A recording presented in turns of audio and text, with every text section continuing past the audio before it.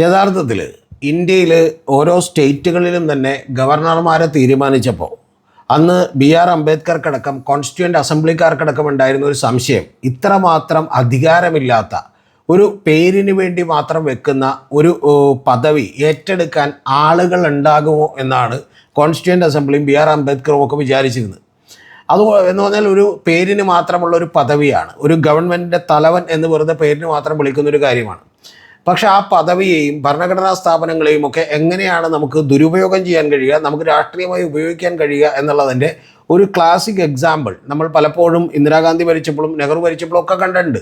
പക്ഷേ എങ്കിൽ പോലും അത് വ്യാപകമായി ഉപയോഗിക്കപ്പെടുന്നത്, എല്ലാ സംസ്ഥാനങ്ങളിലും തന്നെ വ്യാപകമായി ഉപയോഗിക്കപ്പെടുന്നത് നമുക്കറിയാം BJP ഗവൺമെൻറ് അധികാരത്തിൽ വന്നതിന് ശേഷമാണ്.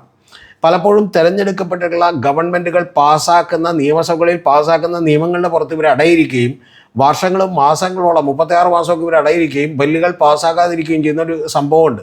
അപ്പോൾ അതുകൊണ്ട് തന്നെ ചില അതിർപരമ്പുകൾ വിട്ടുകൊണ്ട് ഇവർ ഏതാണ്ട് രാജാവാണെന്ന് വിചാരിക്കുന്ന ചില നടപടികളൊക്കെ ഉണ്ടായിരുന്നു.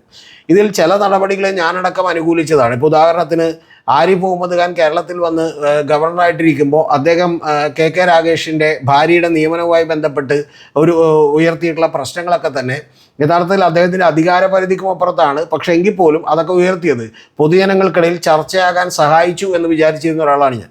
പക്ഷേ നമ്മൾ പോകെ നോക്കുമ്പോൾ കാണുന്നൊരു കാര്യമെന്ന് പറയുന്നത്, തൊട്ടടുത്ത് തമിഴ്നാട്ടിലുണ്ടായിരുന്ന RN രവി ആണെങ്കിലും അല്ലെങ്കിൽ ബംഗാളിലാണെങ്കിലും പഞ്ചാബിലാണെങ്കിലും ഇത്തരത്തിലുള്ള ഗവർണർമാർ, പുരോഹിതൊക്കെ ആണെങ്കിലും ഈ ഗവർണർമാരെല്ലാവരും തന്നെ ഇവർക്കില്ലാത്ത അധികാരങ്ങളെല്ലാം തന്നെ ഉപയോഗിക്കാൻ വേണ്ടി ശ്രമിക്കേണ്ടായി.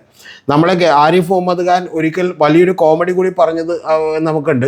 അതായത് പ്ലഷർ നഷ്ടപ്പെട്ടെങ്കിൽ എന്ത് ചെയ്യാം, അദ്ദേഹത്തിന് ഈ പറയുന്ന പോലെ അവരിലുള്ള വിശ്വാസം നഷ്ടപ്പെട്ടെങ്കിൽ ഒരു മന്ത്രിയെ പിൻവലിക്കണം എന്ന് പോലും അദ്ദേഹം പറഞ്ഞു. പിന്നെ അതൊന്നും നടന്നില്ല. ഇന്ത്യൻ ഭരണഘടന അനുസരിച്ചാണല്ലോ കാര്യം നടക്കുന്നത്. അല്ലാതെ ഇവർ രാജാക്കന്മാരൊന്നുമല്ല. ഇവരുടെ സന്തോഷമില്ലായ്മയും നോക്കി മന്ത്രിനെ ഒന്നും പിൻവലിക്കാൻ പറ്റില്ല. അപ്പോൾ അതെന്തായാലും നടന്നില്ല. അപ്പോൾ ഇത്തരത്തിലുള്ള പല കാര്യങ്ങളൊക്കെ നടന്നു. ഇതിൻ്റെയൊക്കെ ഒരു ഹാങ് ഓവർ നമ്മുടെ ഇവർക്ക് ഈ പറയുന്ന ഗവർണർമാർക്ക് വിടുന്നില്ല എന്നുള്ളതാണ് വാസ്തവം. ഇതിനൊക്കെ ശേഷം നമുക്കറിയാം ഇല്ലാത്ത പ്രശ്നങ്ങളുണ്ടാക്കി രാഷ്ട്രീയ നേട്ടം കൊയ്യാൻ വേണ്ടിയിട്ട് ഇവർ ഭാരതാംബയുമായിട്ടാണ് നമ്മുടെ പുതിയ ഗവർണർ രാജേന്ദ്ര വിശ്വനാഥ് അർലേക്കർ വന്നത്. യഥാർത്ഥത്തിൽ ആരിഫ് മുഹമ്മദ് ഖാൻ കുറച്ചും കൂടി മയമുണ്ടായിരുന്നു. അദ്ദേഹം ഒരു RSS കാരനൊന്നുമല്ല. പക്ഷേ ഇദ്ദേഹം ഒരു കടുത്ത RSS കാരനാണ്. RSS അജണ്ടയുമായിട്ടാണ് അദ്ദേഹം കേരളത്തിലേക്ക് വന്നിറങ്ങിയപ്പോൾ അദ്ദേഹം ഉടനെ തന്നെ എല്ലാ പരിപാടികൾക്കും ഭാരതാംബ വെക്കണം എന്ന് പറഞ്ഞു. ഭാരതാംബ എന്ന് പറഞ്ഞിട്ടുണ്ടെങ്കിൽ ഞാനിപ്പോൾ അതിൻ്റെ ഡീറ്റെയിൽസിലേക്കൊന്നും പോകുന്നില്ല. ഭഗവദ്ധ്വജമേതിയ ഭാരതാംബയാണ് എന്ന് പറഞ്ഞാൽ RSSൻ്റെ കൊടിയേണ്ടിയിട്ടുള്ള ഭാരതാംബയാണ്. അവരെ നിങ്ങളെല്ലാവരും തന്നെ പൂവിട്ട് പൂജിക്കണം എന്ന് പറഞ്ഞു. പക്ഷേ പൂവിട്ട് പൂജിക്കാനൊന്നും ഞങ്ങൾക്ക് സൗകര്യമില്ല എന്ന് പറഞ്ഞ് ശിവൻകുട്ടിയൊക്കെ എന്ത് ചെയ്തു, പരിപാടി ക്യാൻസൽ ചെയ്ത് അദ്ദേഹം വീട്ടിൽ പോന്ന് വിയോജിച്ചുകൊണ്ട് അതോടുകൂടി പിന്നെ ഔദ്യോഗിക പരിപാടികൾക്ക് അത് വെക്കില്ലെന്നായി. ആ പരിപാടി ഇവിടെ നടക്കില്ലെന്നായി. പിന്നെ പല സർവകലാശാല പരിപാടികൾക്കൊക്കെ ഇത് വെക്കണം എന്ന് പറയുന്ന നിർബന്ധമൊക്കെ ഗവർണർ വെച്ചിരുന്നു. അതും പിന്നീട് അതിൽ നിന്നൊക്കെ പിൻവാങ്ങേണ്ടി വന്നു എന്നുള്ളതാണ് ഒരു വാസ്തവം. ഇങ്ങനെയുള്ള അധികാരത്തിൻ്റെ മത്ത് തലക്ക് പിടിച്ചുകൊണ്ട് ഇവർ ഒന്നാമത്തെ പണിയൊന്നുമില്ലാതെ വളരെ സുഖസൗകര്യങ്ങളോടുകൂടി ജീവിക്കുകയാണ്. 85 ലക്ഷം രൂപയുടെ കാറും അതുപോലെ സ്വന്തമായിട്ട് ഡെന്റിസ്റ്റും അവിടെ ഡെൻ്റൽ ക്ലിനിക്കും ഒക്കെ ഇട്ട് വളരെ സുഖസൗകര്യങ്ങളോടുകൂടി ജീവിച്ചുകൊണ്ടിരിക്കുകയാണ്. അതിനുവേണ്ടി ആണ്ടോടാണ്ട് നമ്മളൊരു ആർഭാട പണം ഇവർക്ക് വേണ്ടി ചിലവഴിച്ചുകൊണ്ടിരിക്കുകയാണ്. അപ്പോൾ ഇതൊന്നും പോരാ എന്ന് തോന്നിയിട്ടാണ് യഥാർത്ഥത്തിൽ ഈ ഗവർണർ, അദ്ദേഹത്തിന് ഇല്ലാത്ത പല അധികാരങ്ങളും അദ്ദേഹത്തിന് ഉണ്ട് എന്നുള്ള തോന്നലുണ്ട്. പല സെനറ്റുകളിലൊക്കെ അദ്ദേഹം ചെന്ന് പങ്കെടുക്കുന്നുണ്ട്. മറ്റു പല സ്ഥലങ്ങളിലൊക്കെ ഗവർണറായിരുന്നപ്പോൾ. ഇപ്പോൾ അതിൻ്റെ വിശദാംശങ്ങളിലേക്കൊന്നും ഞാൻ കിടക്കുന്നില്ല. ഈ കഴിഞ്ഞ ദിവസം അദ്ദേഹം ശ്രീ ശങ്കരാചാര്യ സംസ്കൃത സർവകലാശാലയുടെ ആസ്ഥാന കേന്ദ്രത്തിൽ, അതായത് ഇന്ന് ഒരു പരിപാടി ഉദ്ഘാടനം ചെയ്തു. അത് ശ്രീ ശങ്കര ജയന്തി സമ്മേളനത്തിന് ആണ്. ആ ജയന്തി സമ്മേളനത്തിലുള്ള പരിപാടി ഉദ്ഘാടനം ചെയ്യാനായിട്ട് വൈസ് ചാൻസലർ എന്നുള്ള നിലക്ക് അദ്ദേഹത്തെയാണ് ക്ഷണിച്ചത്. അപ്പോൾ അദ്ദേഹത്തെ ക്ഷണിച്ചപ്പോൾ അദ്ദേഹം വളരെ വിചിത്രമായിട്ടുള്ള ഒരു ഉത്തരവ് എന്ത് ചെയ്തിരുന്നു, അവിടുത്തെ അസിസ്റ്റൻറ്റ് രജിസ്ട്രാർ ഇറക്കിയിരുന്നു. അത് ഒന്ന് ഏറ്റവും പ്രധാനപ്പെട്ട കാര്യമെന്ന് പറയുന്നത്